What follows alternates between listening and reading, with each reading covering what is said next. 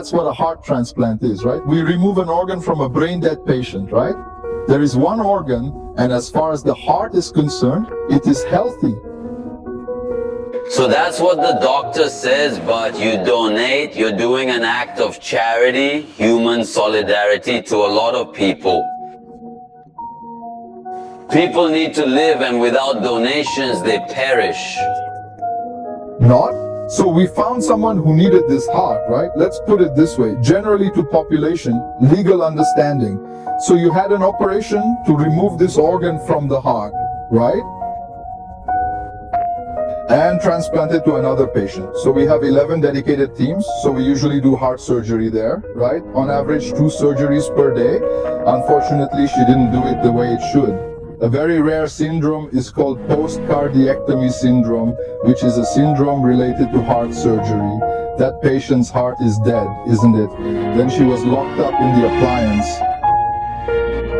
No, maintaining the maintenance of other organs so the heart doesn't work, but it's like an artificial heart that works all the time, isn't it? As long as she's in the priority queue for transplants, right?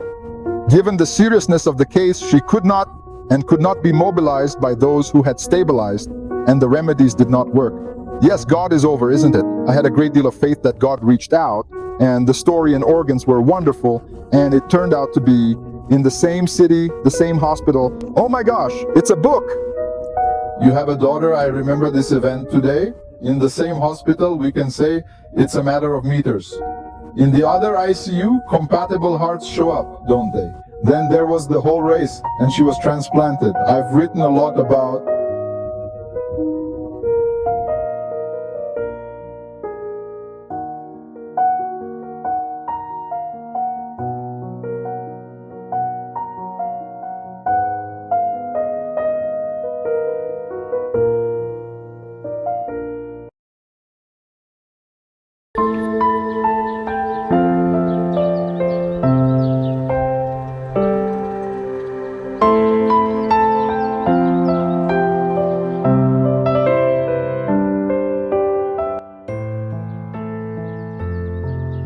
Sometimes the most important part of a book's story, it actually gets written after it's already published. It's one of those rare and really profound moments when life doesn't just imitate art, it completely redefines it. So this is the book we're talking about, 2018, Be Not Afraid. It's by Dr. Dario Santuchi, who's a physician, and it came out on December 1st, 2024. Now, at first glance, yeah, it's a work of fiction, but its roots, well, they run deep into the very real world of medicine, of life, and of loss. The whole book is really built on this unique foundation of the author's own life. It takes his direct experiences as a doctor, the wins, the tragedies, all those quiet moments in a hospital, and it transforms them into these fictional stories. And the author is really clear about this. This isn't a diary. It's not a memoir. The idea here is to explore the universal truths of his job through the lens of fiction. That gives him the freedom to really get to the emotional heart of these events. And this is the book's powerful central theme, stated right there on the cover. It's all about exploring that breaking point, physically, emotionally, spiritually, that he saw so often in his patients and their families. It's a theme that would very soon take on a new, almost unimaginable weight. So, to really understand the story that happened next, we have to look really closely at the book's first few pages, specifically at the dedications. In the dedication, Dr. Santuchi lists his 4 children, Davy, Mariana, Daniel, and Dário Neto. It's a simple, beautiful tribute, but there's something truly remarkable about that very last name. You see, when this book was printed and sent out into the world, Dário Neto hadn't been born yet. His name was included as an act of faith, of hope, and of love for a son who was on his way. That dedication was a promise for a future that was just about to arrive. And this brings us to the crucial pivot of the whole story. Because just weeks after publishing a book all about the limits of human endurance, the author's own heart would be put to the ultimate test. The book's story was done. It was finished. But the story of its author was about to gain this tragic and profound new chapter, a story that lasted just 10 days. 20 days after the book's release, on December 21st, Dário Neto was born. For the next 10 days, he fought a battle for his life. On December 30th, he passed away. And then, On the very last day of the year, his family said goodbye. Dário Neto arrived into a world filled with immense love, but also just immense challenges. He had to have major abdominal surgery shortly after he was born, and in his father's own words, he fought with a courage that completely defied medical explanation through the difficult days that followed. And in an instant, all those themes Dr. Santuchi had explored as a writer, they weren't literary concepts anymore. They became his life. The theoretical became just devastatingly real. Right here, the author found himself at this terrible intersection. On one hand, he had the clinical understanding of a doctor, but on the other, he was experiencing the raw, unfiltered pain of a father. Two perspectives, but one single heartbreak. The book he had just published was suddenly transformed. It wasn't just a collection of stories inspired by his work anymore. It became a testament to the life of his son and the pain of his loss. And that phrase, when the heart can't take it anymore, now it carried the full weight of his lived experience. It wasn't just a metaphor anymore. Not at all. As the author himself wrote, the book was published just before he would face the greatest test of its central theme in his own life. The tragic irony of that, it's just almost impossible to comprehend. In the wake of this incredible tragedy, Dr. Santuchi made a decision. His son's story, it had to become a formal part of the book that had, in a way, been waiting for it all along. He chose to add an annex to the book's introduction. I mean, an annex is simply an addition, right? But here, its purpose was so much more profound. It was to make sure that the story of Dário Neto would be permanently bound to the work that already carried his name. And he was very, very clear about why he did this. This wasn't about adding some personal detail for the reader's sake. It was a tribute. It was a father making sure his son's brief, brave life was honored and remembered forever. And so, the book's story really finds its true conclusion in this new, final dedication. A dedication that captures this incredible journey from a promise on a page to a love that is now eternal, forever changing the meaning of every word that came before it. Let's go back to 2018. Brazil was in the middle of some massive, convulsive change. And right at the heart of it all, a single phrase kind of sets the stage for the story we're about to dive into. Non tenhas medo. Be not afraid. It's a story about what happens when the human heart, well, it just can't take anymore. Now, listen, can you hear that? That is the soundtrack to our story. It's the relentless, just implacable beeping of heart monitors. And inside a coronary care unit, this isn't just noise, right? It's the rhythm of life itself. It's this constant, unsettling reminder of the super thin line between a steady pulse and silence. So, our scene is set in Linhares, Brazil. And at the very center of this world of sound and silence, we're about to meet our main character. You see, while the whole country outside was the storm of clashing politics and social upheaval, inside the walls of the hospital, a whole other kind of battle was being waged every single day. It was quieter, for sure, but no less intense. It was a struggle for life. And this is our protagonist, Dr. Dario Santuchi. He was only 33 years old, but for him, this wasn't just a job he clocked in and out of. Nope, he had already found his true calling. Dr. Dario was living a life that was all about balance. I mean, he was a brilliant doctor, a totally dedicated father, and a loving husband. Each one of those roles demanded everything from him. But somehow, he managed to be all three. And this right here, this was his philosophy. For Dr. Dario, medicine wasn't just about crunching clinical data. It was really the art of walking that incredibly fine line between hard science and the profound mystery of life itself. A delicate balance of technical precision and, well, unwavering faith. Okay, so let's zoom in on the day it all changed. A day that started just like any other, but was destined to be anything but common. He was completely immersed in his routine, reviewing charts, reading scans, making his rounds. But in the predictable cycles of the ICU, that line he walked between science and faith, it was about to be tested in a way he never, ever could have imagined. And then it happened.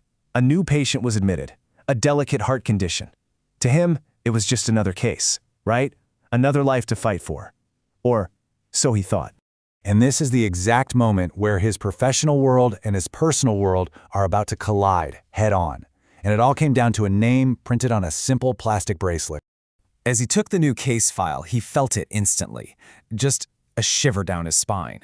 It was that gut instinct telling him this time was different.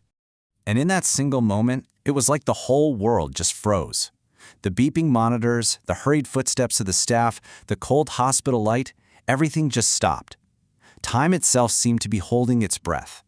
He looked down at the chart in his hands, and he saw the name that would completely change the course of his day, and maybe his entire life. Vanessa. The name was Vanessa, which also happened to be the name of his wife. In that single moment, the case was no longer just a case. It became a mission that carried an almost unbearable weight. An internal war just erupted inside him. On one side, you had the doctor, with a mind trained for ice-cold precision and objectivity, and he was fighting against the man, whose own heart was now beating frantically, completely overwhelmed by this terrifying coincidence. And suddenly, that name was just everywhere. It was on the headboard above her bed. It was on her ID bracelet. It was blinking across the electronic chart. But the most powerful place it appeared, it was now etched into his own conscience. There was absolutely no escaping it. Looking at the patient, he saw so much more than symptoms and data. He saw a young mother, and in her clear eyes, he saw this silent plea for help that just transcended any medical chart. It was a human connection, raw, powerful, and absolutely undeniable. The weight of it all just became immense. This wasn't about technical skill anymore. This was about seeing his own wife, his own family, reflected in the patient lying right there in front of him. And that responsibility, it was crushing. Which leaves us with this incredibly powerful question. When the life of a complete stranger suddenly mirrors your own, when their fate feels tangled up with yours, how do you act? What do you do? What if a simple sore throat wasn't so simple at all? We're about to dive into the gripping, true story of a young woman's journey, where a totally common illness spiraled into a fight, not just for her health, but for her very own grasp on reality. So the original account actually calls this chapter Deep Roots. And you know what? That's the perfect name for it. Because if you really want to understand how a life can get completely turned upside down, you first have to understand the world it was rooted in. And this is the central mystery we're really digging into here. How does a sore throat, something pretty much all of us have had, escalate into a full-blown fight for your own reality? To find the answer, we have to go right back to the beginning. Okay, so before all the chaos, there was Vila Paval. It's a small, quiet town in Espírito Santo, Brazil. For Vanessa, this wasn't just some place on a map. It was the only world she had ever known. I want you to just imagine this for a second. A life surrounded by these huge fields and mountains, where your day starts with the smell of roasting coffee and the sound of birdsong. It was a place with deep traditions, a really close-knit community, where life was all about simplicity and hard work on the farm. It was predictable, it was peaceful, and it was home. But that predictable peace, well, it was shattered one Sunday, a day that should have been for rest. The first sign of trouble showed up pretty quietly, disguised as something any one of us could get. It all started with a fever and a sore throat. But this wasn't just any old sore throat. Vanessa described it as feeling like it was full of pins. Just think about that. A sharp, insistent pain that, along with the chills and just feeling awful, was getting worse by the minute. So her parents, obviously worried, took her to the local health post. A young doctor there examined her, running through the standard medical checklist called the Centaur criteria, and he found exactly what he was looking for. White spots on her throat, swollen lymph nodes, a high fever, and no cough. To him, the picture was crystal clear. The diagnosis was fast and confident. It's a bacterial infection, strep throat. For the family, the doctor's certainty brought this huge wave of relief. Finally, they had a name for the enemy, and they had a weapon to fight it, an immediate course of antibiotics. But that initial hope, that feeling of having a clear solution, was challenged almost right away by just a cruel twist of fate. Something completely random and totally out of their control. The prescription was for penicillin, a simple fix, but the health post was out of it. So they went to the city pharmacy and just waited, holding on to this promise that one simple medication was their path back to a normal life. The next morning came, but the antibiotic didn't. And that feeling of relief, it started to fray, replaced by this kind of creeping sense of unease. What was going on? And then they got this shocking news. A truck carrying the pharmacy's supply had been in an accident. It's an almost unbelievable detail, right? Just as they had a clear path to a cure, the path itself was suddenly and completely wiped out. Her dad eventually found a different antibiotic in another city. After 2 weeks of treatment, it seemed to work. The fever vanished, her throat healed, and Vanessa was back at school. The crisis really seemed to be over. But it wasn't over, not by a long shot. Just as that relief settled in, Vanessa's body started to rebel in a new and really alarming way. The original infection seemed to be gone, but it had been replaced by something else entirely. This is where the story takes a huge turn. The initial sickness was familiar, but these new symptoms were just bizarre. It started with a strong, migrating pain that would literally jump from one knee to the other. Then, swollen joints. And then, the most frightening thing of all, involuntary movements. Her arms and legs started jerking on their own, her hands trembling so badly she couldn't even write her own name. In tears, she tried to explain it to her father. I can't control my body anymore. This is unconscious. Can you even imagine that feeling, being a passenger in your own body as it just moves with a mind of its own? The fear must have been absolutely overwhelming. Her father didn't hesitate for a second. They went straight back for medical help. But this time, they weren't just battling a mysterious physical illness. They were about to walk into a battle just to be believed. In the doctor's office, Vanessa described her new reality, the uncontrollable jerks and twitches that had just taken over her life. She was describing a terrifying, deeply physical experience. The doctor, however, barely seemed to even consider her physical symptoms.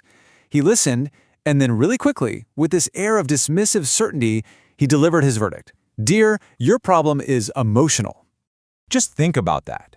Her terrifying physical symptoms, the swollen joints, the twitching limbs, the moving pain, they were completely dismissed. Instead of a physical diagnosis, she got a referral to a psychiatrist. Her very real physical nightmare was being officially relabeled as just a problem in her mind.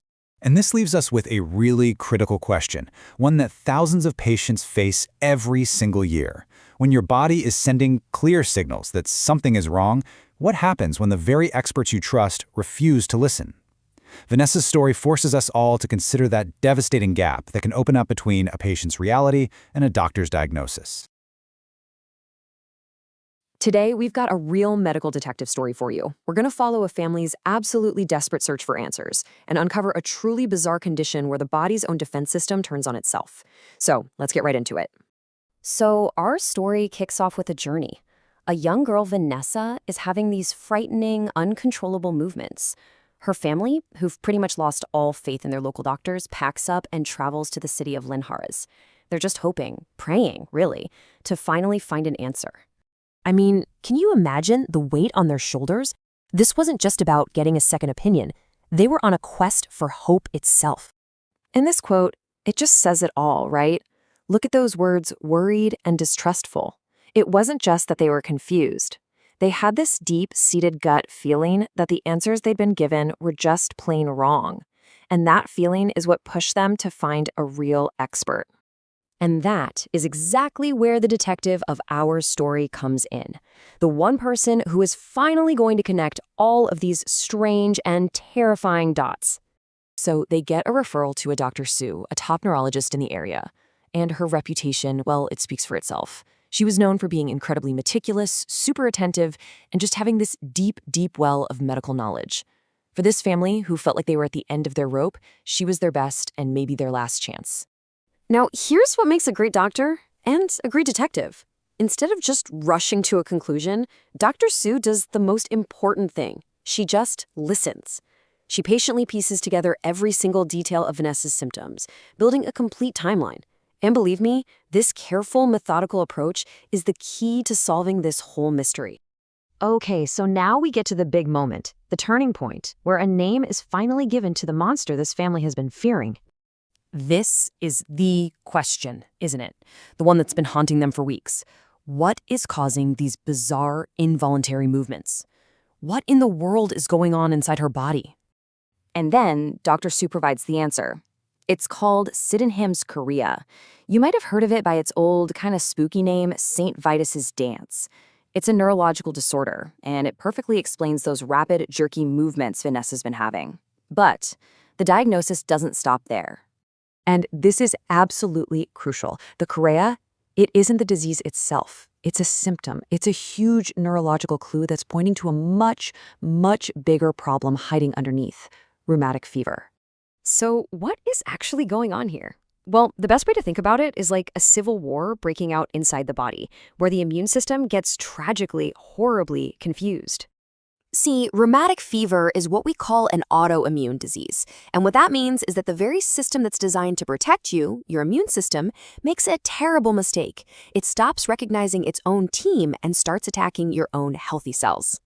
And what kicks off all this internal chaos? You're going to be surprised. It all starts with an incredibly common bacteria, Streptococcus pyogenes. Yep, the exact same one that causes strep throat. This slide really breaks it down perfectly. So first, the bacteria invades, usually a sore throat. Second, the immune system, right on cue, sounds the alarm. But here it is, the critical error. Step 3, confusion. The system gets its wires crossed and can no longer tell the difference between the bad guy and its own healthy tissues. So what does it do? It attacks.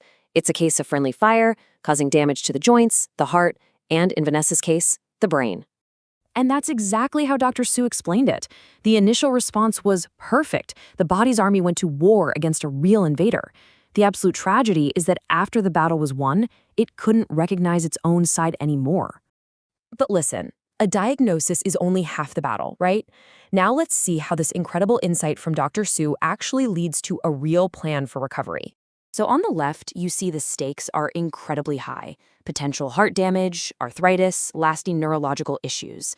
But on the right, you see Dr. Sue's clear multi-step plan of attack. First, antibiotics to wipe out any leftover bacteria.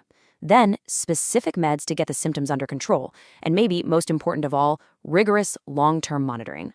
And with that plan, Dr. Sue gave the family something they hadn't had in a very long time: reassurance. Just imagine the wave of relief washing over them when they heard those words. I know these movements are scary, but they are treatable. You are going to be fine. And you know what? She was. The treatment worked exactly as planned. The disease was brought under control, the scary movements stopped, and Vanessa got to go back to her normal life. All because one amazing doctor took the time to listen, to think, and to connect the dots. This whole case really leaves us with a powerful final thought, doesn't it? This entire life-altering, terrifying ordeal, it all started with a common sore throat that probably wasn't treated properly.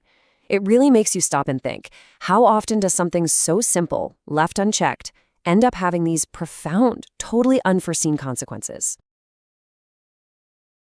You know how they say a single moment can change your whole life? Well, we're about to dive into a story that's pretty much proof of that. It's all about a fateful encounter. Seriously, could a single Saturday afternoon change your life forever? It sounds like something out of a movie, right? But for Vanessa and Stefan, this wasn't fiction. This was their reality. One totally normal Saturday completely flipped their world upside down. So let's get into how it all went down. Okay, so our story kicks off in this little town, Villa Pavam. It started out as just another day, nothing special. But by the end of it, two totally different worlds were about to collide, and it would kick off a future that, honestly, neither of them could have ever seen coming. This is really where it all begins. So first, let's meet Vanessa. She's just living a pretty quiet life in her hometown. On this particular Saturday, she's helping out at a church festival. She's even a little under the weather, getting over a cold, just going about her day with absolutely no idea her whole life is about to take a massive turn. And then there's Stefan. He's a truck driver, a good guy with a big heart, and his life is pretty much on the road. He just happens to be passing through Villa Pavone, looking for a spot to take a break. He has no clue he's about to find something, and someone way more important. So how does this all happen? Well, Stefan just happens to stop at the exact festival Vanessa's at. They start talking, and bam, the connection is just instant. It's electric. Pretty soon, Stefan is making these long trips back to Villa Pavone again and again, just for her. He was just so taken by her strength, her resilience. And for her, she was completely charmed by his kindness and all these incredible stories from his life as a traveler. But that initial spark, that's just the start, isn't it? You've got to build on it. So let's see how they took that amazing first connection and turned it into a real lifelong partnership. So their relationship really grew over time. You have to imagine it. Stefan out on these long-haul trips and then these incredibly heartfelt reunions. You'd think the distance would be tough, but for them, it actually seemed to make their bond even stronger. And the proposal? It wasn't some huge over-the-top thing. It was simple, full of emotion, just perfect.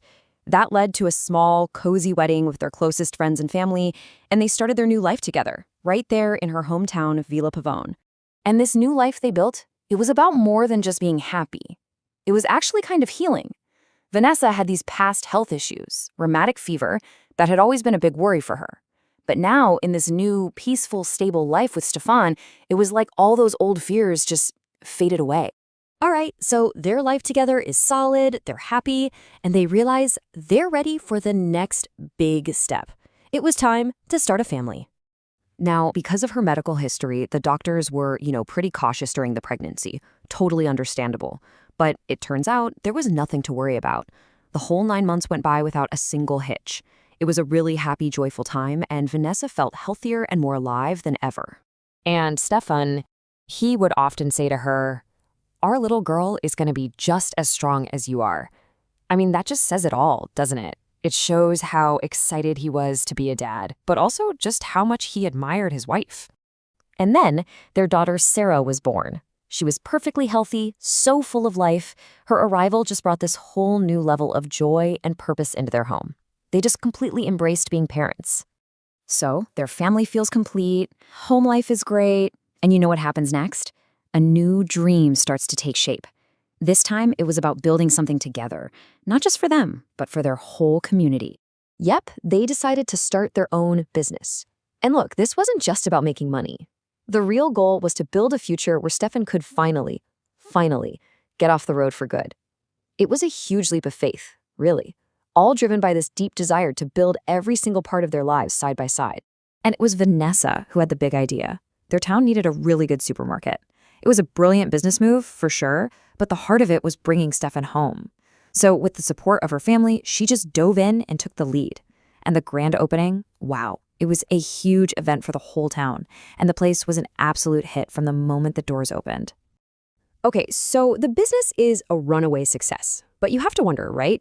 Did this new, super demanding project mess with that peaceful, happy life they had worked so hard to build? Let's see. Well, it completely transformed their world, but for the better. Think about it. Before, their life was quiet, and so much of it was shaped by Stefan being away. After, it was this dynamic, shared adventure. They weren't just a couple anymore. They were true partners in every single way, building everything together. In this new life, Vanessa really came into her own as a business leader. I mean, she was amazing at it. But she never stopped being a totally dedicated, hands-on mom to Sarah. And Stefan? He was her #1 fan, just in awe of her courage and determination. Their evenings weren't about waiting for him to call anymore. They were filled with excitement, talking and dreaming about the future, about the day he could finally hang up the keys to his truck for good.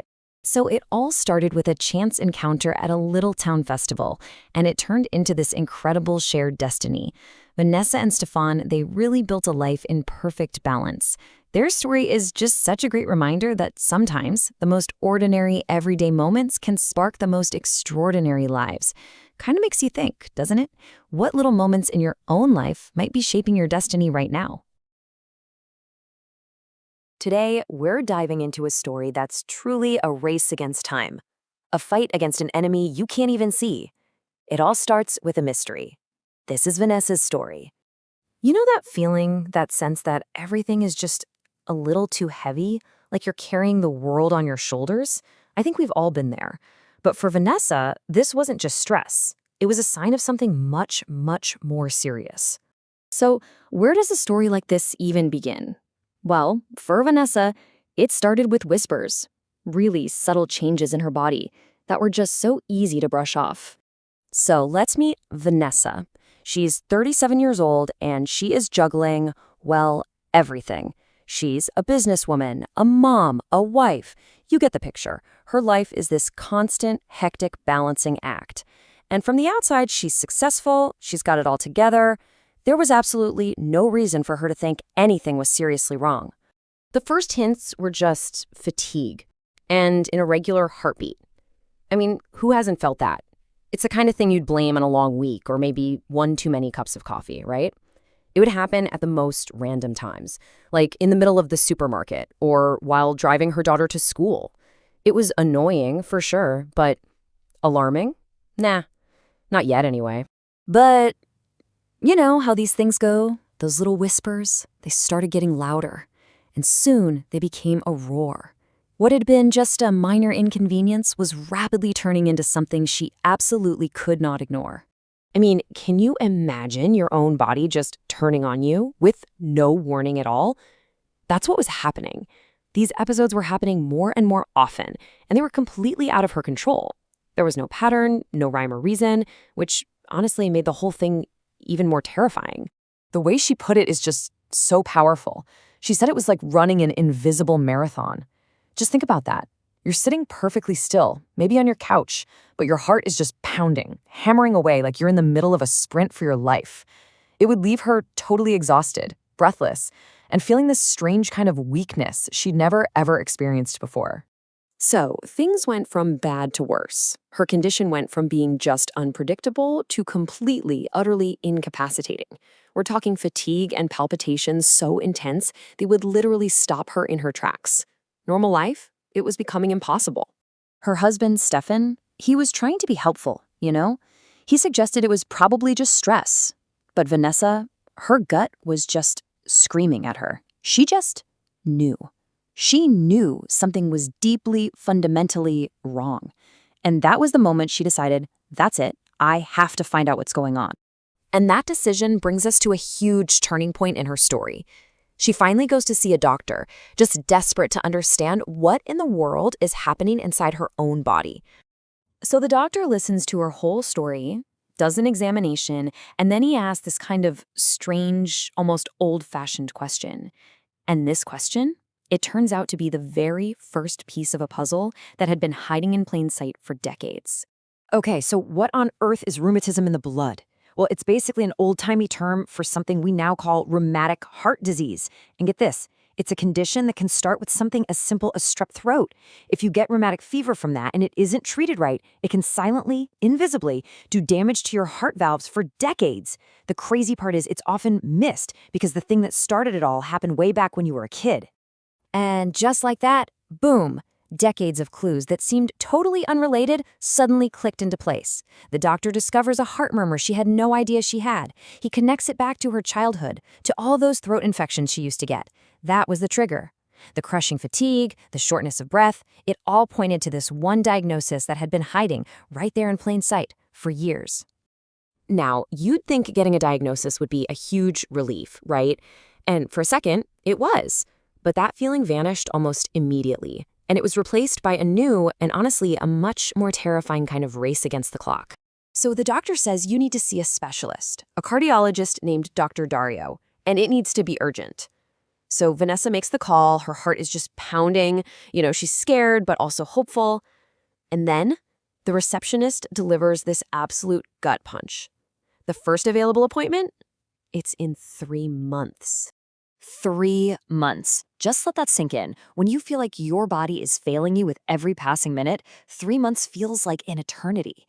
For Vanessa, it was just impossible. An unbearable amount of time to have to wait for someone to help her. You can just feel her desperation. She's pleading with the receptionist, Alceline, trying to explain, my heart is racing, I can't breathe. She knew deep down in her bones that she wasn't going to make it 3 months. But Alceline, the receptionist, she heard that panic in Vanessa's voice. She heard the fear, and she promised she'd see what she could do. And then, later that same morning, the phone rings. An unexpected call. It was a lifeline. Someone had canceled. Just a total stroke of luck. A spot had just opened up for that very afternoon. Can you make it? The answer was a definite, resounding yes. And just like that, with that one single phone call, everything changed. All that agonizing waiting, it was over. The real journey, the one to get answers and finally start treatment, it was starting right now. It was like a switch was flipped. In an instant, her whole family mobilized. Her husband, Stefan, was actually away on a trip. He turned his car around immediately to go meet her. Vanessa dropped her daughter off with her grandparents, jumped in her car, and started the long drive to the specialist's office, which was in a totally different city. So there she is, On the road, she has no idea what the doctor is going to say, no idea what her future is going to look like. The road ahead was completely uncertain, both literally and figuratively. But here's the thing. She wasn't just scared. She was filled with this incredible determination, and she knew her family had her back. And that's where her story leaves us for now. On this long road, her heart still racing, driving toward a future that is about to be completely rewritten. It really makes you wonder, doesn't it? What answers and what new battles are waiting for her at the end of that journey? It often starts with just a whisper, a feeling deep down that something isn't quite right. For a patient named Vanessa, that little whisper turned into a life-changing journey, right into the very core of her own heart. Let's follow her story and see what that journey was all about. And these are the words that kicked the whole thing off. Simple symptoms, sure, but they were carrying a really urgent message. This is Vanessa, telling her story, describing the feelings that finally pushed her to get some answers. It's a moment a lot of us can probably relate to. That feeling of knowing something's off, but you have no idea what. And this is what that signal looks like. A rhythm that's just out of sync. These symptoms weren't just some random fatigue. They were a legitimate distress call from the most important organ in her entire body. So that search for answers gets started at a cardiologist's office, where that quiet whisper is about to get a whole lot louder. So, Vanessa walks into Dr. Dario Santucci's office. Right away, she sees these certificates on the wall, not just for medicine, but for teaching and community work. She gets a good vibe. The doctor was young, serious, but he had this kindness about him that immediately put her at ease. She lays out all her symptoms and then mentions a really crucial piece of her past. She'd had rheumatic fever as a kid. And that turns out to be a major clue in this whole medical mystery. And then you get this huge moment. Dr. Dario places the stethoscope on her chest, and you can see his expression just subtly shift.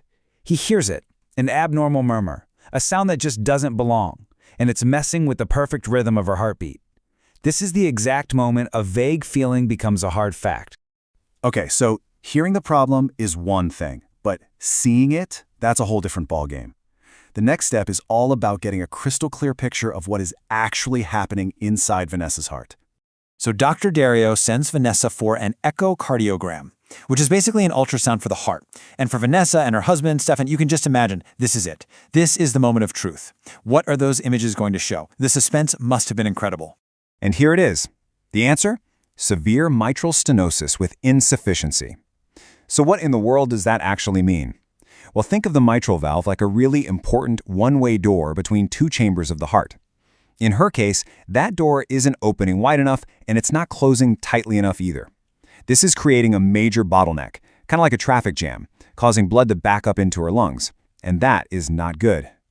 So with the diagnosis locked in, Dr. Dario delivers the news. He's calm, he's direct, and there's no room for doubt. The problem is mechanical, so it needs a mechanical solution. 3 words that just change everything. The only option is surgery. So, surgery it is. There's no other path forward. Let's really dig into what this unavoidable journey, this surgery, actually involves. And right away, she's faced with this massive choice between 2 types of replacement valves. First, there's a biological one. It lasts about 10 years, and you don't need any long-term meds. The other option is a mechanical valve. That one lasts a lifetime, and it's a big but, it means taking blood thinners every single day for the rest of your life. It's a huge, life-altering decision either way. And look, this surgery isn't just about feeling less tired. It's about stopping a chain reaction of terrible events. The heart stretching out, pressure building up in the lungs, and eventually, complete heart failure. The stakes could not be any higher. Okay, open heart surgery. Those 3 words alone are enough to scare anyone, right? So let's pull back the curtain on it. Dr. Dario breaks down the entire procedure for Vanessa and now for us too. It all starts the day before the actual surgery, with admission to the hospital and getting everything prepped. Then, on the day of, she's brought to the surgical center, put under anesthesia, and hooked up to all sorts of intensive monitoring. From there, the surgeons make an incision and open the sternum to get right to the heart. Now, this next part it's just mind-blowing, really. A machine, a heart-lung bypass machine, completely takes over the job of circulating and oxygenating her blood. This lets the surgeons actually stop her heart so they can work on it. It's incredible. They take out the bad valve, sew the new one in, and then restart the heart. After that, they close up the sternum with steel wires and stitch up the skin. And you might think recovery would take forever, but check this out. It starts almost right away. After surgery, she goes to the coronary ICU. But by day 1, the very next day, she's already sitting up and doing some light exercises. Day 2, she's out of the ICU and in a regular room. And if everything goes to plan, by day 4, she can go home. That is an astonishingly fast turnaround. Okay, so we've talked about the procedure, the mechanics of it all. But that's only half the story. The other half, which is just as critical, it's all about the people. It's about the team that comes together to face this journey. Yeah, this is no solo act. A surgery like this is like a symphony of specialists. You've got our cardiologist, Dr. Dario, the 2 cardiac surgeons, Dr. Flavio and Dr. Gabriel, an anesthesiologist, a perfusionist who runs that bypass machine, and a whole team of amazing nurses and technicians. Everybody has to be working in perfect sync. And if Vanessa had any lingering doubts, Dr. Dario says something that just erases them completely. He gives her the most powerful endorsement you could possibly imagine. He says, if I needed to operate on my own family, this is the team I would choose. I mean, you just can't get a stronger statement of trust than that. And that's really what it all boils down to, isn't it? The whole thing is built not just on incredible skill, but on this deep, profound trust between the patient, her family, and the entire medical team. Okay, here's a little detail that I thought was absolutely fascinating. Before this incredibly complex heart surgery, one of the most critical pre-op steps is a trip to the dentist. A dentist. Why?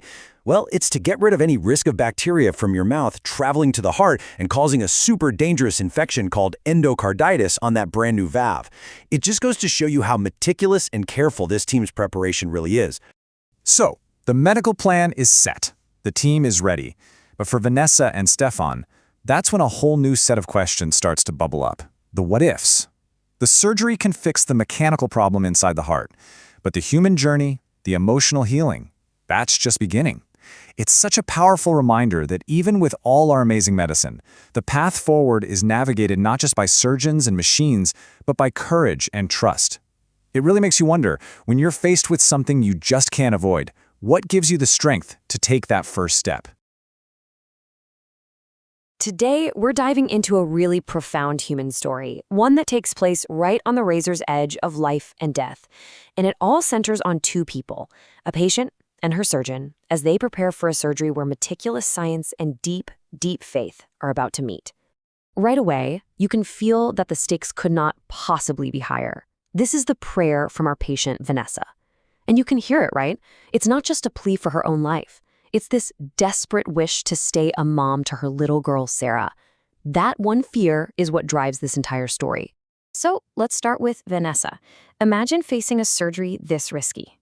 For her, the one thing she's absolutely terrified of, more than anything else, is the thought of leaving her child behind. So you have to picture this. She's going through all the intense medical prep, blood tests, heart scans, the whole thing. But at the same time, she's on this other equally intense spiritual journey. Every single morning, 4 a.m., she was up, praying, just building up her faith for what was coming. But here's the thing. Vanessa wasn't just relying on her own faith. Her journey sparked something truly incredible in her community. They got a call for help, and boy, did they answer it. Now, the heart surgery she was facing was, well, it was incredibly complex. Her surgeon, Dr. Flavio, knew that to have a real shot at success, they had to be ready for absolutely anything. So he made a critical suggestion. Let's launch a blood donation campaign to make sure we have more than enough on hand. And the response was just, wow. It was overwhelming. Her husband, Stefan, got the campaign going right away. And the local blood center was flooded with people. Friends, family, people who didn't even know them, showed up. In no time at all, they had all the blood they needed, not just for Vanessa, but for a bunch of other patients too. You can just imagine the emotional impact of that. Seeing all these people show up, Stefan turns to his wife, tears in his eyes, and says this to her. You see, it was never just about the blood bags. It was this powerful way of love and solidarity, and it made them both so much stronger.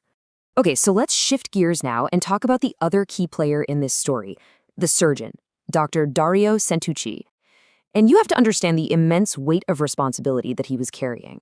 I mean, look at this level of prep. Dr. Dario's approach to coordination was just next level. He made a dedicated WhatsApp group called Caso Vanessa, the Vanessa case, and a shared Google Drive. This meant every single piece of information, every exam, was instantly available to the whole team, and they had meeting after meeting to go over every little detail, making sure everyone was perfectly in sync. And this is where you really see the two sides of the surgeon. To Vanessa, his patient, he was the picture of calm and confidence. Everything's ready, we're good to go. But at home, this case was really weighing on him. He opened up to his wife, telling her about Vanessa, a woman his age with a young kid, and admitted that this one just felt different. It was personal. So all of this leads us to the eve of the surgery. And this night turned out to be one of intense anxiety, for sure, but also one of these profound, really unexpected human connections for both Vanessa and her doctor. So Vanessa's in her hospital room for the night, and you could just feel the fear in the air. It was palpable. And that's when a nurse named Camille came in. She could sense just how overwhelmed Vanessa was. And what Camille said next just changed everything. She actually shared that she had also been through a delicate heart procedure herself. So these weren't just the standard words of comfort from a nurse. This was real, earned empathy. She created this genuine bond with Vanessa that went way beyond just nurse and patient, and it meant the world to her. Meanwhile, at the same time, over at the surgeon's house, Dr. Dario was trying to unwind, but his wife could see it. She could see the toll this was taking. She knew his connection to this case went deeper than just his job, and she saw the personal weight he was carrying on his shoulders. And she didn't just offer him comfort.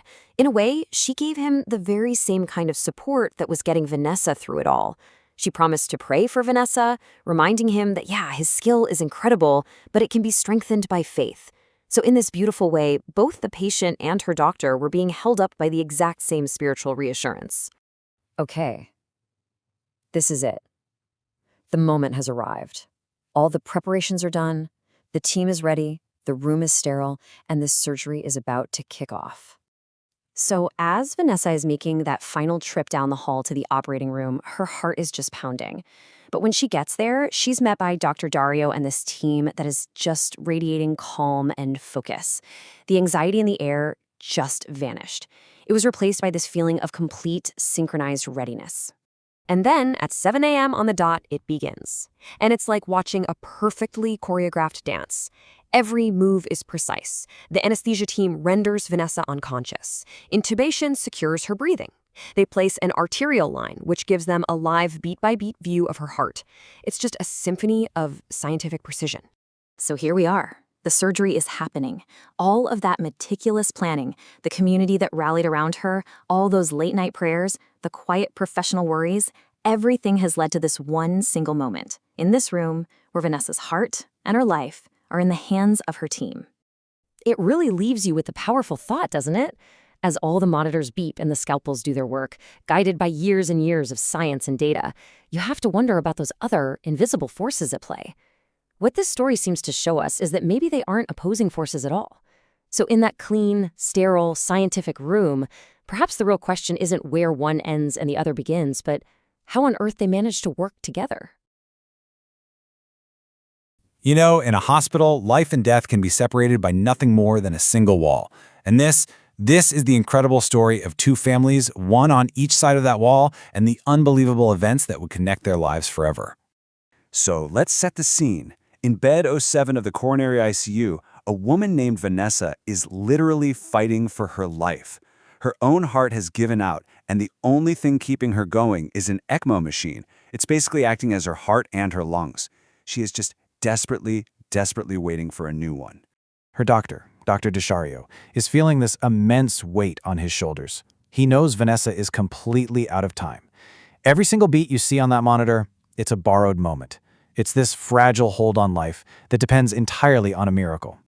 And this quote from the medical team, it just sums up the whole paradox of organ transplantation, doesn't it? For one family to get this incredible gift of life, another family has to go through the absolute worst loss imaginable. It's this delicate, painful balance of hope and grief, all playing out right next to each other. And on this exact day, just on the other side of that wall, in the general ICU, Dr. Dario's good friend, Dr. Sandro, is treating a patient whose life is coming to an end. He's a 17-year-old boy who had a terrible fall from a bridge, suffering a massive head trauma. So, the young man has been declared brain dead. Medically speaking, his life is over, but his heart is still beating, which makes him a potential organ donor. There's just one huge obstacle standing in the way of this potential miracle. The boy's legal guardian, it's his grandfather, and when the doctors approach him about the possibility of organ donation, his answer is immediate. It's a hard, absolute no. To him, the very idea is just, it's unthinkable. Now, to really get this, you have to understand where he's coming from. This isn't a man who lacks compassion, not at all. He's a simple man, with deep-rooted traditional views. And to him, this feels like a violation, a desecration of his grandson's body. His refusal, it's born from fear and a lack of information, not from a bad heart. The doctors know right away that throwing medical facts and jargon at him is just going to make things worse. It'll push him further away. If they have any shot at all, they have to connect with him on a human level. So, they call in Dr. Rodrigo Tardan. This guy is known around the hospital not just for his medical skills, but for his incredible empathy. He has this rare gift of being able to truly reach people when they're in their absolute darkest moments. Dr. Rodrigo sits down with his grieving man not as a doctor, but as a person. He doesn't lecture, he just connects. He acknowledges the grandfather's pain, but then he gently offers a different way to look at it. He's not talking about procedures. He's talking about legacy, about this chance to do something truly noble out of this awful tragedy. And slowly, you can just feel something start to shift. Through all that fog of grief, the grandfather starts to see it. And he says these heartbreaking words, realizing that his grandson's body is just that, a body, and that the most important part of him, his spirit, could actually live on. And then, something happens that you just can't make up. It feels like destiny. As the grandfather is leaving his grandson's room, just overwhelmed with everything, he steps into the hallway. And at that exact same moment, Vanessa's husband, Stefan, also steps into the hall, drowning in his own sorrow. Their eyes meet. No words are exchanged. Just two men in two different worlds of pain, sharing this one silent, powerful moment of connection. That one brief, silent encounter, combined with Dr. Rodrigo's gentle words, it was enough. It broke through all the grandfather's final barriers. The wall he'd put up just crumbled. So on May 7th, 2018, everything changes in the blink of an eye. I mean, look at this timeline. At exactly 5 p.m., the team gets the news they've been praying for. And then, just 1 minute later, a second piece of news comes in that is so astonishing, it turns this hopeful moment into something truly miraculous. First, the grandfather gives his consent. He makes the heroic choice to turn his personal, unimaginable loss into a life-saving gift. He says yes. And then, the lab results. They find out the young donor isn't just a compatible match for Vanessa, he is a perfect 100% immunological match. This means her body is almost guaranteed not to reject the new heart.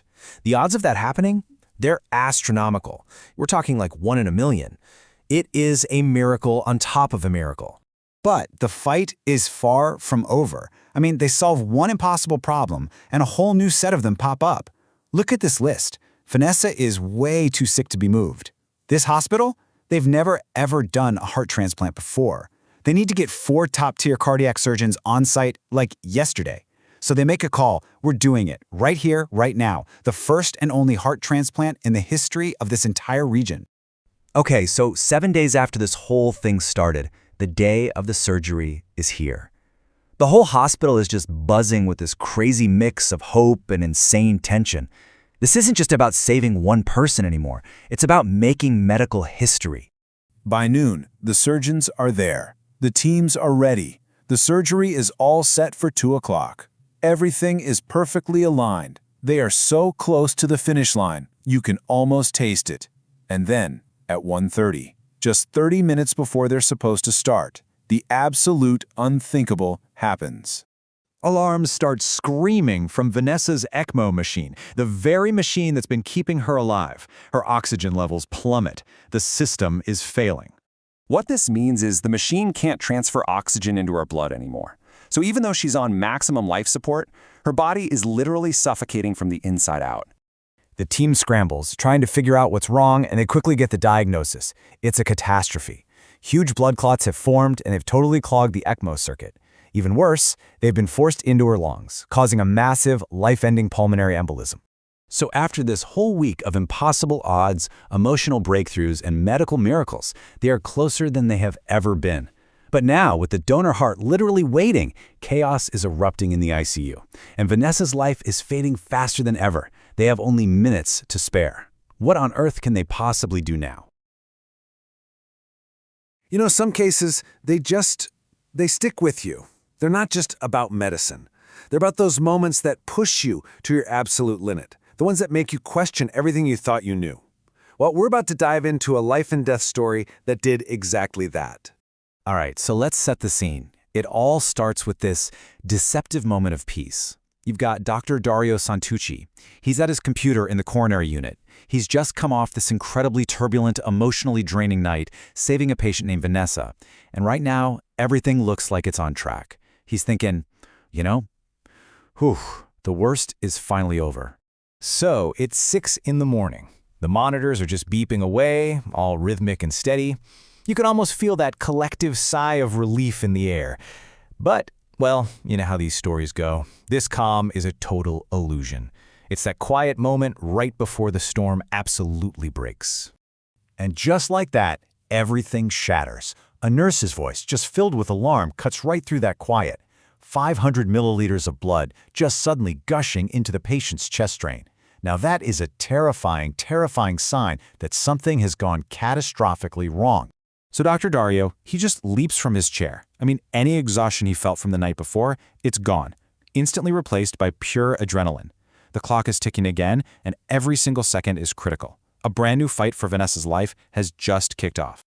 Okay, so the team scrambles. They go into overdrive. Dr. Dario's mind is just racing. What could it be? Did a suture break? A torn vessel? He orders this whole barrage of tests, right?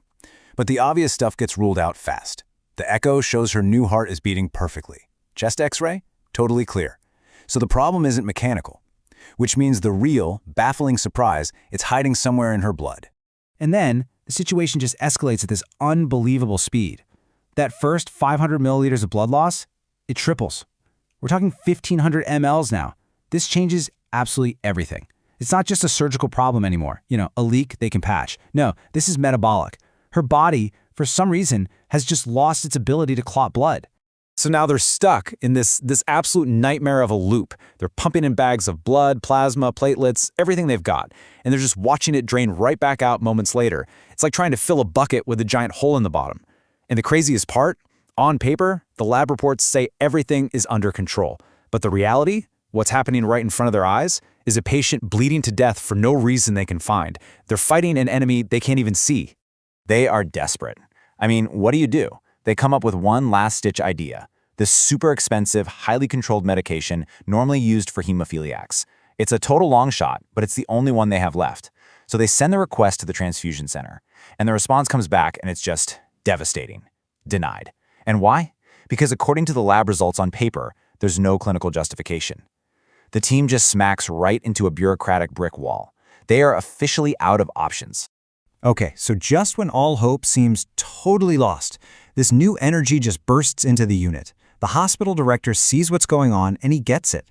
Conventional thinking is not cutting it. He says something like, "This is an atypical case, and for that we need atypical measures." And boy, is he about to get them. And in walks Dr. Alessandra. She's an infectious disease specialist, and she's just a force of nature. Brilliant mind, boundless energy, and what her team lovingly calls a little touch of craziness. And you have to picture the scene, because it's almost comical. She's in her workout clothes, literally ready to go for her morning run, with a lab coat just thrown on top, and she's walking into the most intense crisis in the entire hospital. So they explain the whole situation to her. You know, the bleeding, the denied medication. And she doesn't even hesitate. Not for a second. With this confident smile that just cuts right through all the tension in that room, she says the 3 simple words everyone was desperate to hear. Leave it to me. And this right here tells you everything you need to know about her character. That morning run she had planned, it just turned into a completely different kind of race. A race for a life. Look at this. Step 1, runs postponed. Step 2, she's in her blue car flying at high speed to the hemophilia center.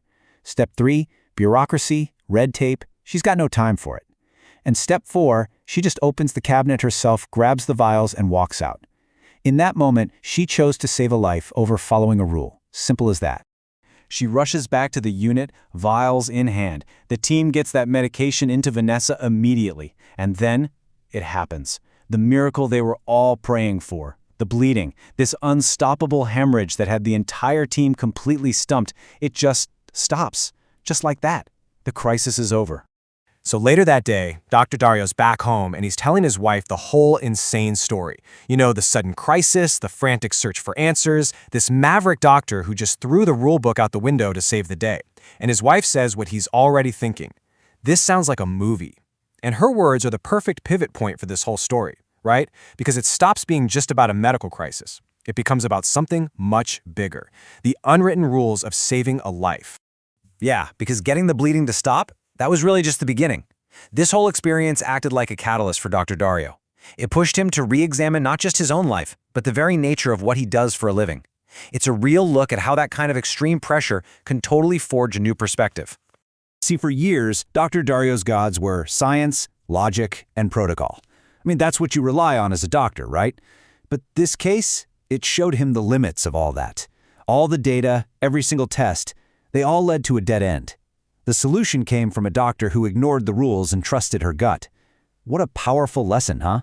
That sometimes the most critical variable can't be measured in a lab. And that started him on a path of seeking, well, something more. So this whole reevaluation of what a medical hero looks like, is it the person who follows the rules or the one who breaks them? It started to dredge up some old memories for him. It made him think back to this figure he had idolized when he was a young, aspiring doctor. And it forced him to confront just how much his own definition of a hero had completely changed over the years. It's really a tale of two perspectives. When he was a young idealist, Dario was absolutely captivated by the story of Che Guevara, the doctor. He read about him swimming across a river to treat leprosy patients, and to him, that was the ultimate symbol of compassion. He thought, I want to be that man. But then, with time and experience, he learned about what he calls the dark and cruel facade. He found out about Guevara's role in supervising the executions of political prisoners, and suddenly the hero of his youth looked more like a symbol of brutality hiding behind a mask of justice. Now, this wasn't about politics for him. It was a really personal struggle to reconcile the simple ideals of his youth with a much more complicated, much harsher reality. You know, this whole journey is maybe best summed up by this famous quote. You hear it attributed to people like Churchill all the time, but it actually comes from a guy named François Guizot. It frames this kind of change not as, betraying your younger self, but as a natural part of growing up, where the idealism that comes from the heart gets tempered by the hard-earned experience that comes from the head. And that really leaves us with a final big thought. Dr. Dario's story started with a medical emergency, a patient bleeding to death, but it ended with him re-examining his entire worldview. It just goes to show you that our greatest professional challenges, those moments where the rules fail and it's all down to human judgment, they don't just shape our skills, they shape our deepest personal beliefs. It kind of makes you wonder, right? What are the moments in our own lives that force us to choose between the protocol and the person? And how do those choices ultimately define who we are? So imagine this. You and your team, you perform an actual miracle. You save a life completely against the odds. But just as you're taking that victory lap, you realize your biggest fight, it isn't over, not even close. In fact, it's just getting started. And this time, your opponent isn't a disease, it's the system itself. This is the story of a patient named Vanessa. She just got a life-saving heart transplant, and her medical team literally pulled her back from the brink. But right as her new heart starts beating strong, they're suddenly up against an enemy they never, ever trained for, a bureaucratic order that threatened to tear their entire mission apart. So, just as Vanessa is starting her recovery, the very team that saved her gets this shocking order from the hospital administration. You could say their celebration was cut really short by just a single piece of paper. An official notification lands on their desk. It's from the health system and the main transplant center. And the order is blunt, totally non-negotiable. Vanessa has to be transferred right away to a different facility in the capital city, Vitoria, to finish her treatment. Just like that. So you're probably asking, why? Why the sudden move? Well, the logic was, it was purely administrative. The system had poured all these resources into an emergency situation.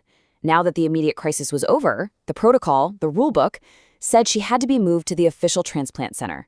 It was this cold, impersonal logic that completely ignored the team's deep, personal investment in her.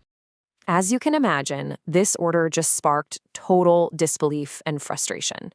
I mean, the medical team had poured their hearts and souls into saving this woman, and now some piece of paper was telling them their job was done.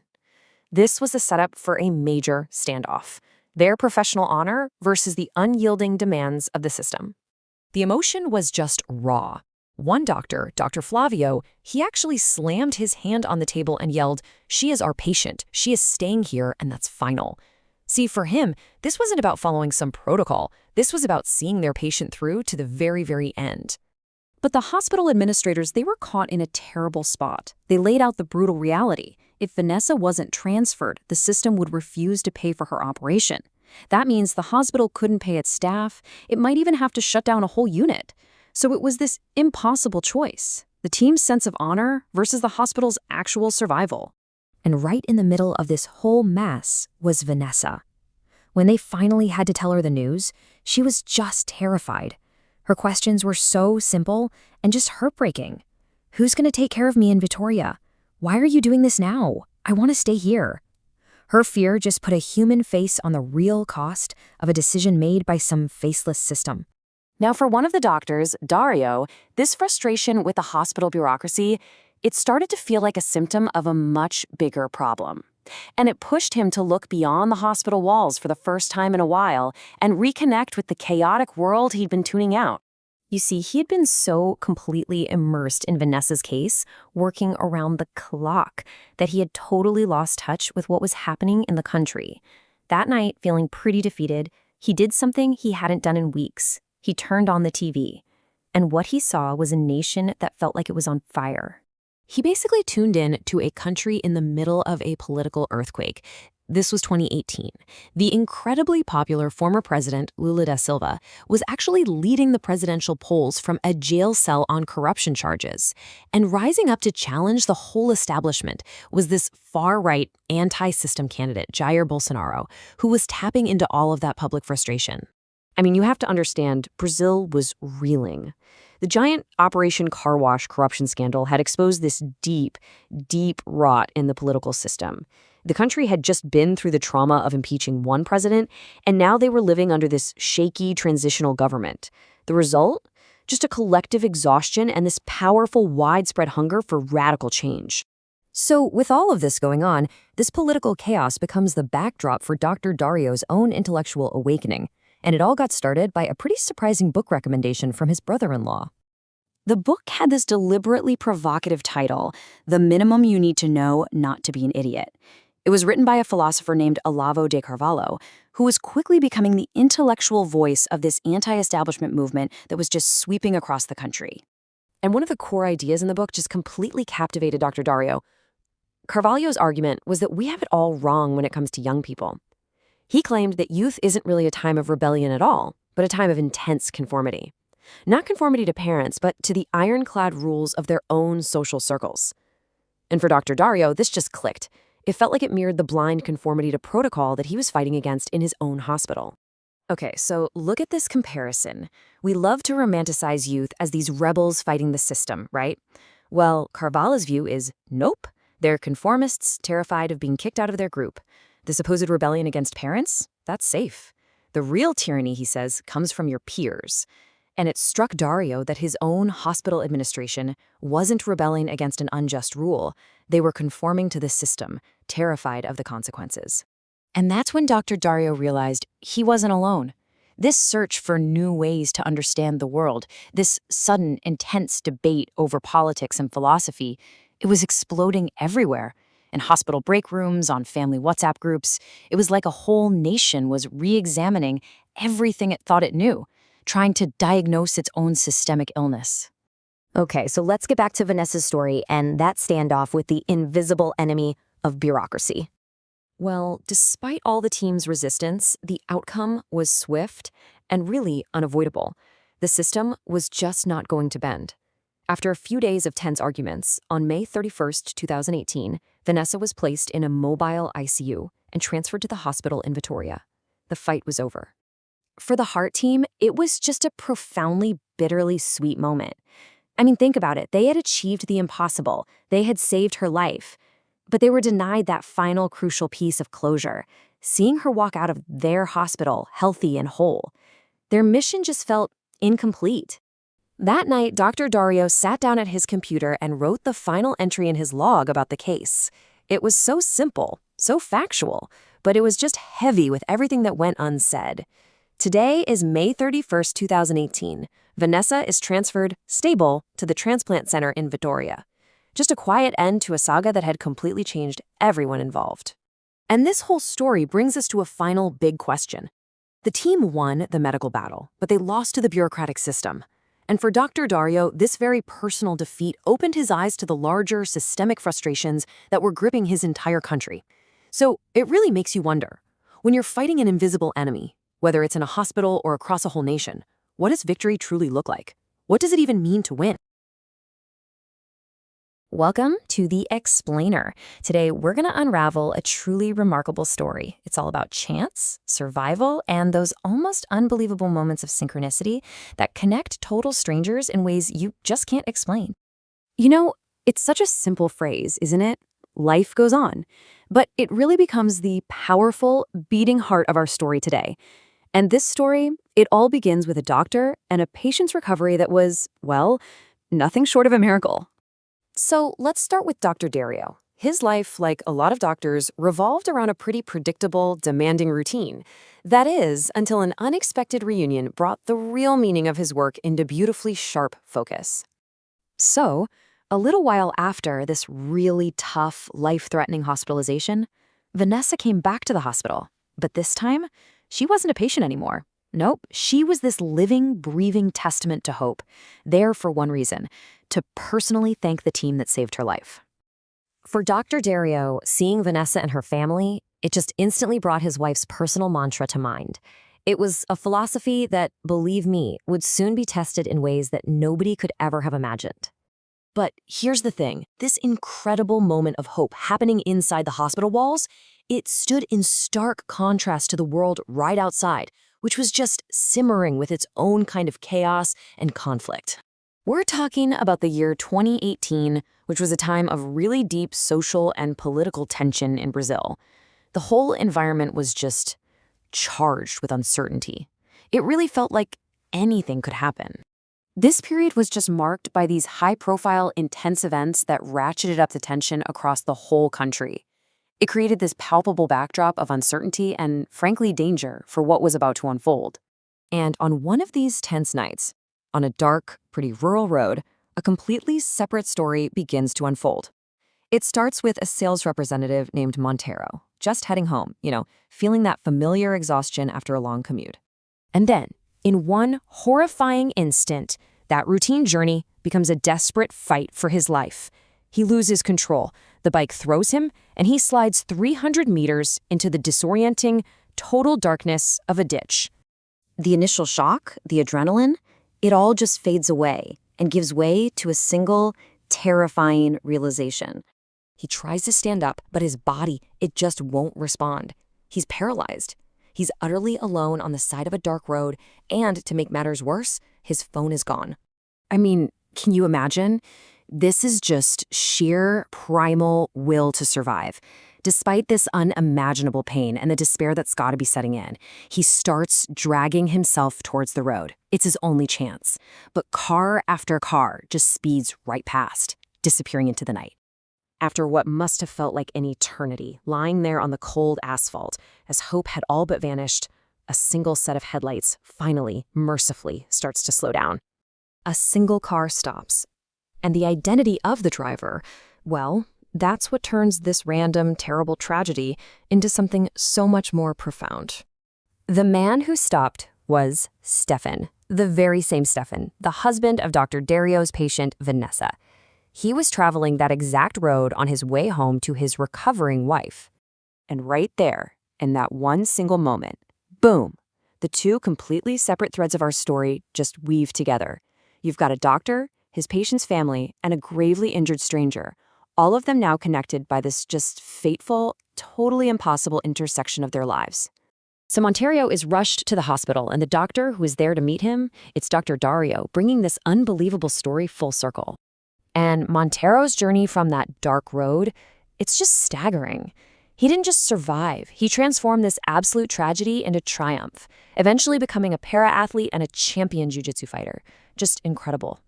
So, as one astounding story of survival and connection finally concludes, another one, this time much closer to home for the doctor, is just about to begin. Amidst all the powerful echoes of tragedy and miracles from that day, Dr. Dario gets his own wonderful, life-affirming news. It just reinforces that core belief that life, in all its forms, always finds a way forward. That year, 2018, finally came to a close. What a year! Full of intense professional challenges, widespread social upheavals, and, for him, a profound personal joy that would shape his life forever. So, what's the big takeaway from this incredible story? Well, maybe it's a reminder that even on the darkest, loneliest roads, we might not be as alone as we think. Maybe we're all connected by these invisible threads of fate and humanity that we may never, ever fully understand. So, what happens when a healer, a doctor, suddenly finds himself on the other side of the hospital bed? This is the story of a man who, at the absolute peak of his life, came face to face with the very pandemic he was fighting. It's a journey that forced him to confront not just an illness, but the very meaning of his own purpose. How beautiful she was. You know, that's the first thought that went through Dr. Dario's mind as he held his newborn daughter. It's just a moment of pure, unfiltered joy, right? A perfect little snapshot in time, right before the entire world was about to change in a way nobody could have possibly imagined. To really understand what happened next, you've got to appreciate just how high he was flying. So let's take a look at Dr. Dario's world just before the storm hit. We're in 2019, and life, by pretty much any measure, was perfect. He was at the top of his game professionally, and his personal life was full. The birth of his daughter, Mariana, wasn't just a happy event. It was this profound high point in a life that seemed to have it all. A wonderful family, a career that was taking off, and a future that just looked limitless. And his career, wow. Dr. Dario wasn't just any doctor. We're talking about a leading cardiologist, a real trailblazer in some incredibly complex procedures. In fact, he was in the final stages of organizing this huge international medical symposium, all set for March of 2020. I mean, everything was planned down to the last detail.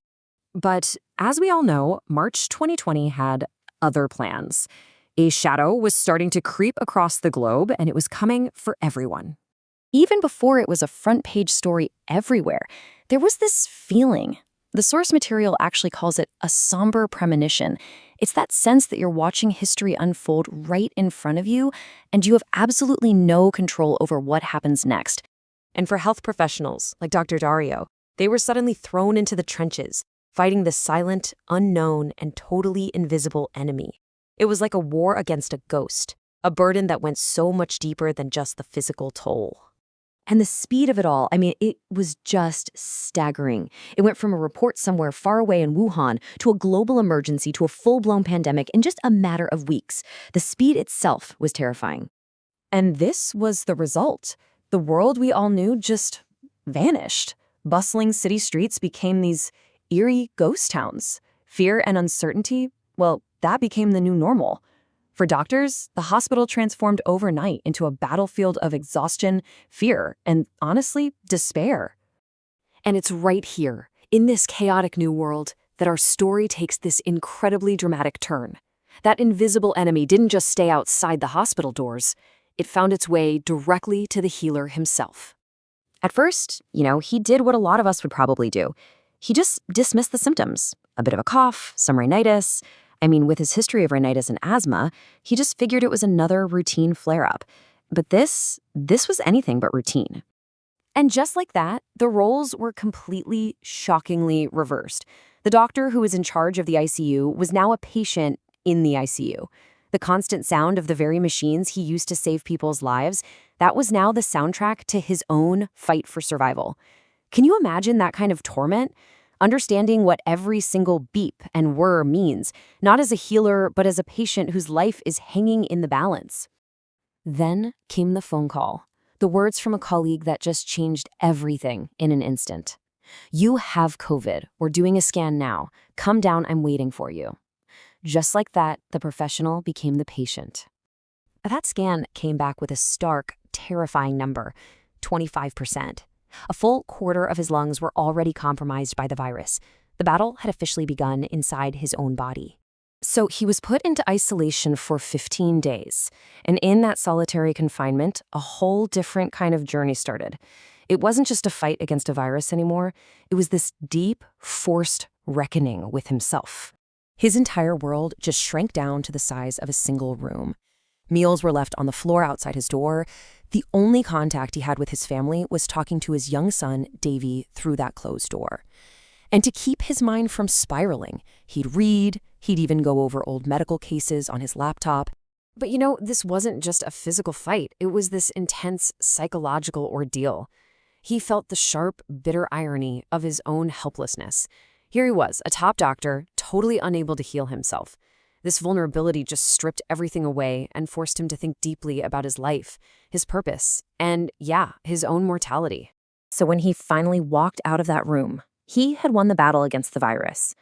But the man who walked out was not the same man who had walked in. Not even close. He survived, yes, but the experience left what the source material calls invisible scars. He knew he could never go back to being the same person or the same doctor.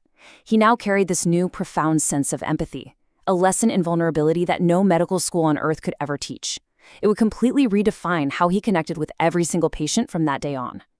And then, in 2021, right in the middle of a world that was still grappling with all this chaos, this incredible symbol of hope arrived, his third child, a son named Daniel. In a time of so much loss, this new life was just this powerful reminder of resilience, of new beginnings, and that somehow life always finds a way. And this is where his journey really comes full circle. One day, he's back at work in the ICU, and a nurse comes up to him. She looks pale, worried, but her words are full of hope. "I have good news about Vanessa, the transplant patient." And in that one moment, he was no longer the patient. He was the healer once more, but forever changed by his view from the other side of the bed. Dr. Dario's story is just this profound testament to resilience, isn't it? He looked his own mortality right in the eye and came out the other side with a deeper sense of empathy and a clearer purpose. It really leaves us with a powerful question. How can our own greatest trials redefine our purpose? How can they help us find not just the will to survive, but the clarity to see who we were truly meant to be? What's the heaviest thing you can really carry? A lot of the time, it's not something you can hold in your hands. It's a promise. Today, we're going to dive into a piece of writing called Epilogue, Be Not Afraid. And it hinges entirely on the weight of just a few simple words. And this is the promise we're talking about. I always come back, my love. I mean, that is a statement of absolute certainty, right? But in a story, that kind of certainty is the perfect fuel for suspense. This one line, from a father to his daughter, becomes this emotional anchor, and the entire story is basically going to try and rip it right off the wall. So, our story kicks off on what's supposed to be a totally normal day. It's February 11th, 2021, in a town called Villa Pavo. But right away, the author lets us know something's off. So you see what the author's doing here? It's this brilliant, immediate tension. On one hand, we have the picture of a totally normal day. But on the other, we're told that Sarah, a child, has this deep gut feeling that something is just profoundly wrong. And that clash, right there, that's our first big red flag. And look, this isn't just some random feeling she has. This is classic foreshadowing at its best.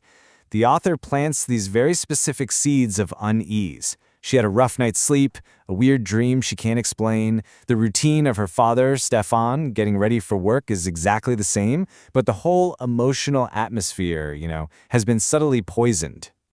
All right, so now we get to the farewell.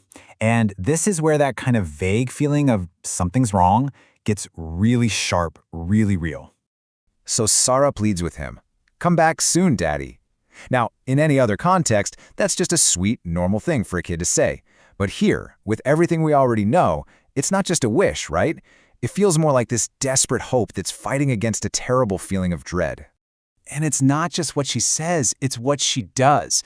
The author points out this specific detail, that she held his hand with força incomum, an unusual force. It's such a powerful way to show us, without telling us, that this goodbye is different from all the others. So what does her father do? He responds to this fear she can't even put into words by repeating his promise. It's meant to be comforting, but for us, the reader, it has the exact opposite effect, doesn't it? It sounds less like reassurance and more like he's making this desperate vow against fate itself. And this dread, it's contagious. The author makes sure we know this isn't just some kid's imagination by showing that her mom, Vanessa, feels it too. It's a physical tension she's trying to ignore. By spreading that feeling around, the story makes it feel that much more real to us. Okay, so Stefan leaves, and right here, the whole story pivots. The tension isn't about what's happening anymore. It's all about what you can hear and what you can't. It's like the author is creating a soundtrack of dread for us. First, you hear the truck fading away into the distance. Then it's replaced by the totally normal, cheerful sound of morning birds. Then the clatter of plates in the kitchen. Everything feels so normal, right? And then, bam! The telephone rings, and it just shatters that entire illusion. So life is trying to go on, you know? Sarah is sitting with her notebooks, but her focus isn't really on them. It's on the door. Every second that ticks by is just a countdown, and that promise her dad made is just hanging heavy over the whole room. And then it happens. The sound that changes absolutely everything. The phone call. And you have to see how the author stretches this one moment out to just crank up the impact. Think about it. It's not a bunch of rings. It's just one. A single, jarring ring that makes Vanessa's heart pound and just freezes time. In that instant, everything stops. Now, this is just brilliant writing. We don't actually get to hear the words on the other end of the phone. Instead, we're forced to just watch Vanessa's face as the news hits her. It makes it so much more personal, so much more horrifying. We're not hearing about the tragedy, we're watching it happen to her. And then the author uses this amazing phrase, silenzio lancinante, which means a piercing, agonizing silence. It's not just quiet, right? It's this heavy, awful void on the other end of the line, just filled with everything that's still unsaid. And then, the final sound. The crash. The phone hitting the floor. It's like the final exclamation point at the end of a terrifying sentence. The tragedy isn't a fear anymore. It's real. It's in the room. So now we're in the aftermath, and the story shows us a world that's not just shattering emotionally. Language itself starts to break down. First, look at Vanessa. She's in total shock. The text says she's motionless, just staring into the void. It's the perfect picture of someone whose entire world just stopped spinning on its axis. And when she finally tries to speak, the words themselves are broken.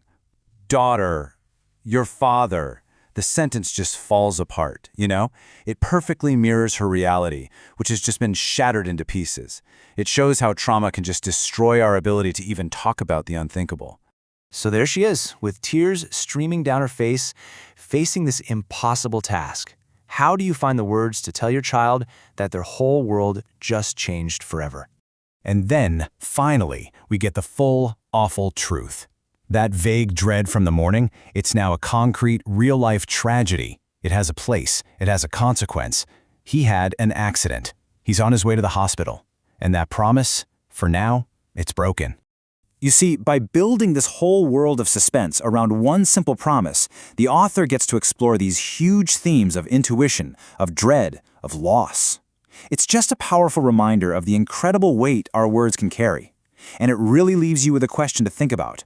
What's a promise that echoes in your life? You know, we tend to think of our lives as our own, right? Like a single story that unfolds from beginning to end. But what if that's not the whole picture? What if I told you that our individual stories are actually just single threads, all being woven together into this giant, incredible, and, frankly, beautiful design that we can't always see? So that really gets to the core question we're exploring here. Just how separate is your story from everyone else's?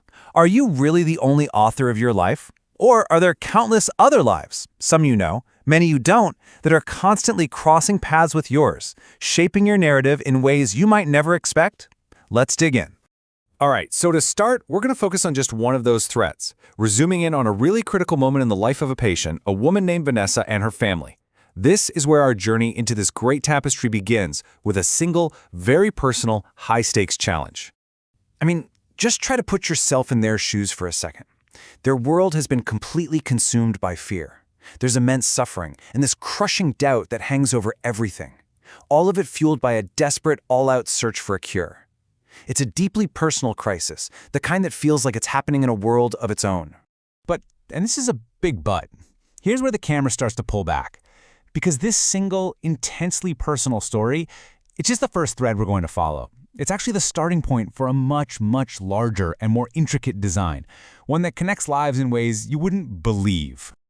So now the story expands. We're widening the lens to look at the team that comes together to save this one life.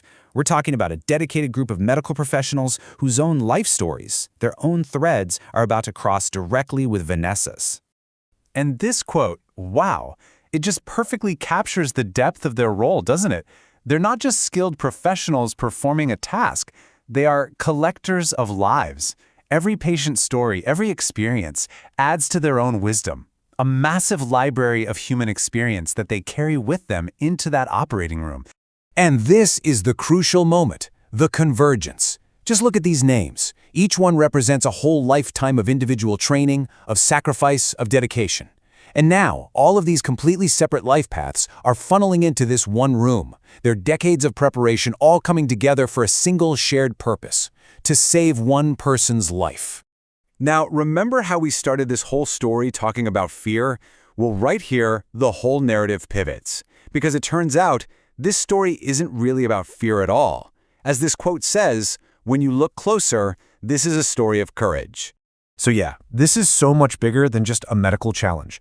It's about this profound human bravery that you see from every single person involved. The patient, her family, the entire medical team. They're all standing there, together, staring into the face of the great unknown. And you know, courage isn't just one thing. It has so many faces. There's the courage to face your own destiny. There's the doctor's courage to make the tough calls and do what's right. Then there's the family's courage just to keep going. And then you have these quiet moments, like the nurse, Camille, having the courage to share a piece of her own painful story just to make someone else's burden a little lighter. It's all courage. Okay, get ready for this. Because just when you think you've got the whole picture, the patient, the family, the doctors, the story takes its most dramatic turn yet. The outside world, in all its chaos and unpredictability, is about to crash right through the doors of that sterile, controlled operating room. I mean, seriously, imagine this. They are at the most critical, most feared moment of the entire procedure, the point where everything could go wrong. And at that exact second, something completely unexpected happens. And it has nothing to do with the patient on the table, it's coming from the world outside. So just picture this room. Inside the surgical theater, it's this bubble of intense focus. It's all about precision, control, science, and deep, deep humanity. Everything is focused on saving this one person's life. It's an intimate, almost sacred space. And then, at the very same moment, this. Outside that little bubble, the entire nation is in turmoil. There's a massive political crisis unfolding, a huge story involving millions of people, and it feels like it's a universe away from the quiet intensity of that operating room. And here's the absolute jaw-dropper. That huge, distant political crisis suddenly becomes a direct, immediate, and life-threatening danger to Vanessa.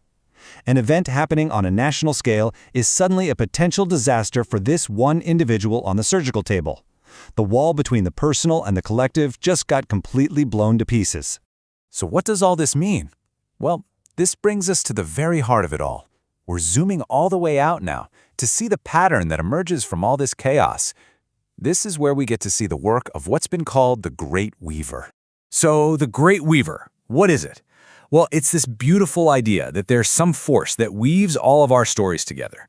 Our individual pains, our greatest joys, our triumphs, our defeats, they're not separate, isolated events. They're all threads in a single, incredibly complex, and ultimately meaningful tapestry that we call life. And really, this is the core takeaway. It turns out there's just no such thing as a single story of a life. There are only the stories of our lives, totally inseparable from one another, constantly intersecting and being woven together whether we can see the full pattern or not. I absolutely love this final quote because it just captures the epic scale of this idea. Think about it. Presidents, doctors, heroes, famous people, and people no one has ever heard of. We all cross paths. We complete each other's stories. And together, we create this grand symphony that's so vast and intricate, our minds can't even fully grasp it. So that leaves us with one last thing to think about.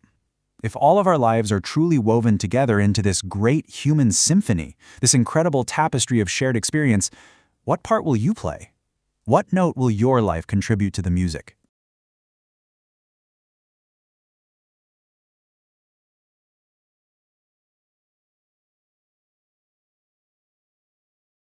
Notícia boa vai ser isso aí, o lançamento do novo livro, né? Não tem nome ainda não? Tem não. Pode dar spoiler não. Ainda tô no meio ainda. Tá no meio ainda, tá no meio. Processo de criação, mas vai ser bacana. É uma continuação desse aí. É uma continuação desse aqui. Esse termina meio ao estilo Dom Casmurro, né? É. E aí a gente vai entregar uma outra história bem bacana e emocionante. Emocionante. Então tá legal. Dr. Dario Santuchi, agora são 10 horas e 22 minutos.